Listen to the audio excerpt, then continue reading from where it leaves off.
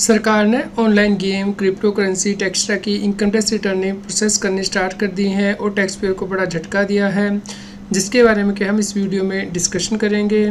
ITR processing से related regular update के लिए आप CS Satbir Singh YouTube channel को सब्सक्राइब कर लें। आप हमें व्हाट्सएप चैनल और Telegram channel CS Satbir Singh tax heal पे भी सब्सक्राइब कर लें।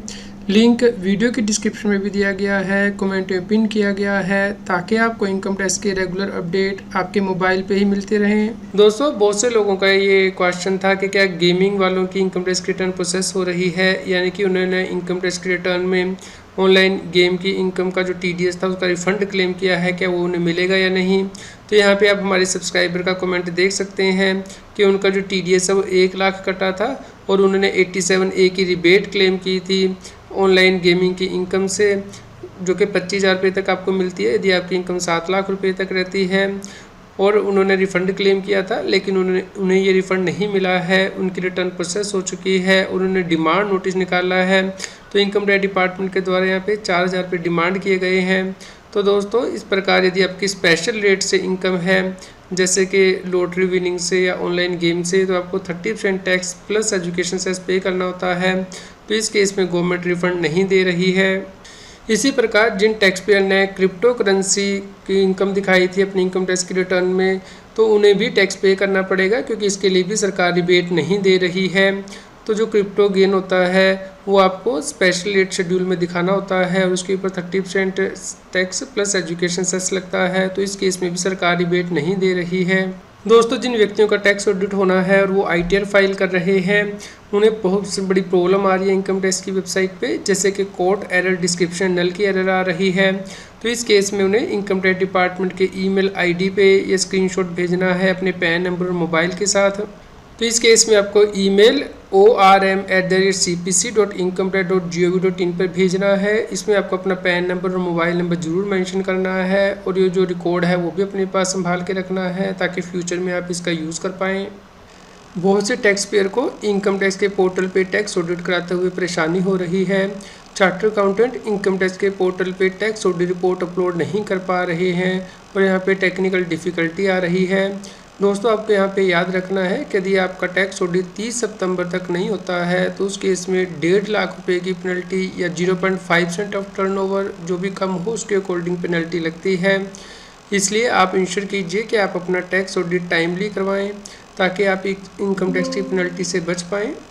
दोस्तों, इनकम टैक्स रिटर्न प्रोसेसिंग की स्पीड स्लो हो गई है, जैसे कि आप यहाँ पे देख सकते हैं। 26 सितंबर के ख़त्म होने के बाद 6,834 रिटर्न ही प्रोसेस हुई हैं एक दिन में, और इससे पहले भी ऑलमोस्ट 75,000 रिटर्न ही प्रोसेस हुई थी।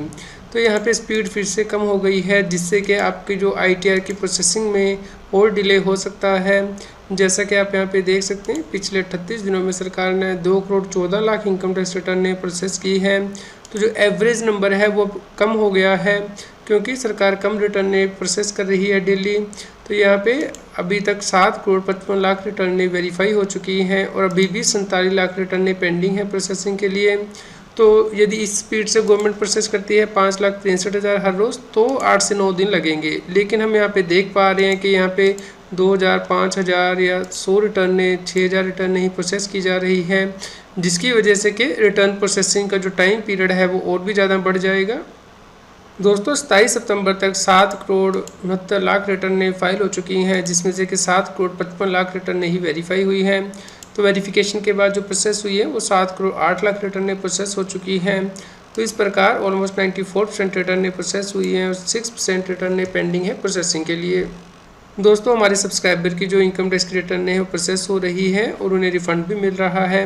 तो यदि आपकी इनकम टैक्स की रिटर्न प्रोसेस नहीं हुई है, तो आपको वेट करना है, कुछ दिनों में आपकी ITR भी प्रोसेस होगी। हमारे एक सब्सक्राइबर का क्वेश्चन आया है कि जो अनप्रोसेस्ड ITR हैं, जो पेंडिंग ITR हैं, क्या वो स्क्रूटनी की जाएगी उनकी, या उनका डिमांड नोटिस आएगा, या डिफेक्टिव रिटर्न का नोटिस आएगा, या फिर उन्हें AO के पास यानी कि असेसिंग ऑफिसर के पास ट्रांसफ़र किया जाएगा। दोस्तों, इनकम टैक्स डिपार्टमेंट के पास 31 दिसंबर 2025 तक का टाइम है इनकम टैक्स रिटर्न को प्रोसेस करने के लिए। असेसमेंट ईयर 24-25 के लिए सभी रिटर्नें प्रोसेस की जाती हैं, भले ही उसमें कोई डिमांड हो या फिर कोई रिफ़ंड हो या फिर कोई डिमांड या फिर रिफ़ंड ना हो। इसलिए आपको वेट करना है और इसके लिए आपको इंटीमेशन मिलेगा इनकम टैक्स डिपार्टमेंट से जब आपकी रिटर्न प्रोसेस हो जाएगी। दोस्तों कई बार ऐसा होता है कि आपका एम्प्लॉयर आपको सैलरी नहीं देता है लेकिन उसके ऊपर टीडीएस काट लेता है, जबकि ऐसा नहीं किया जा सकता। इनकम टैक्स एक्ट के अंतर्गत ये प्रोविज़न है कि सैलरी पे टीडीएस तभी कटता है जब उसकी पेमेंट की जाती है। तो यदि आपके एम्प्लॉयर ने सैलरी का खर्चा तो बुक कर लिया है लेकिन आपको सैलरी नहीं दी है और आपका टीडीएस भी काट लिया है, तो उस केस में आप इनकम टैक्स डिपार्टमेंट को कंप्लेंट कर सकते हैं। जैसा कि आप यहाँ पे देख सकते हैं कि टैक्स पेयर ने काम किया कंपनी में, लेकिन 13 महीने की सैलरी कंपनी ने नहीं पे की। लेकिन जब टैक्स पेयर ने इनकम टैक्स का पोर्टल देखा तो उस पर उसे पता चला कि कंपनी ने पूरे 13 महीने की सैलरी बुक कर ली है, अपना खर्चा बुक कर लिया है और जो टीडीएस है इसके ऊपर वो शो किया है इनकम टैक्स की वेबसाइट पे। तो आप यहाँ पे देख सकते हैं इस सेक्शन की वजह से टैक्स पेयर को एडिशनल इनकम टैक्स पे करना पड़ा, क्योंकि इनकम टैक्स में प्रोविज़न है कि यदि आपकी सैलरी अक्रू हो जाती है तो आपको इनकम टैक्स पे करना होता है। दोस्तों इनकम टैक्स एक्ट में प्रोविज़न है कि यदि आपकी सैलरी अक्रू हो जाती है तो आपको टैक्स पे करना ही होता है, भले ही आपके एम्प्लॉयर ने आपको सैलरी नहीं दी है। तो इसलिए हम सरकार से ये गुजारिश करते हैं कि जो नया इनकम टैक्स एक्ट बनाया जा रहा है या जो एग्जिस्टिंग एक्ट में अमेंडमेंट की जा रही है उसमें प्रोविज़न डाली जाए कि यदि एम्प्लॉय को सैलरी नहीं मिलती है तो उससे इनकम टैक्स रिकवर ना किया जाए, क्योंकि इस केस में टैक्स पेयर के ऊपर फाइनेंशियल बर्डन आ जाता है इनकम टैक्स को पे करने का। और सरकार को ऐसे डिडक्टर के अगेंस्ट स्ट्रिक्ट एक्शन लेना चाहिए जो कि गलत तरीके से एम्प्लॉय का टीडीएस काट रहे हैं, यानी कि बिना सैलरी दिए हुए उनका टीडीएस काटा जा रहा है। जबकि इनकम टैक्स एक्ट में प्रोविज़न है कि आप सैलरी का टीडीएस तब तक नहीं काट सकते हैं जब तक आप एम्प्लॉय को पेमेंट नहीं करते हैं।